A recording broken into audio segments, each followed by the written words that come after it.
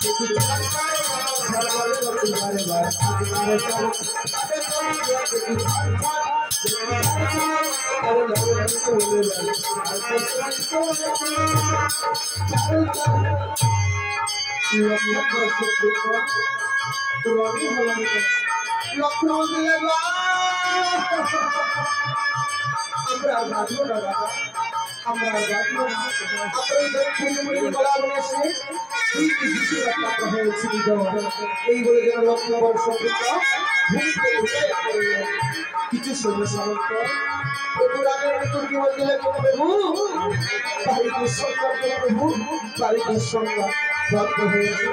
আপনার ভাই তিনটে গিয়েছিল রঙে হয়েছিল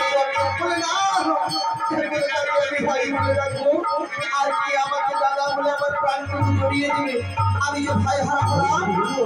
ভাই হারা হলাম আমি যে ভাই হারা হলাম তাই রামচন্দ্র শেষ সকলটুকু বলতে মনে পড়লো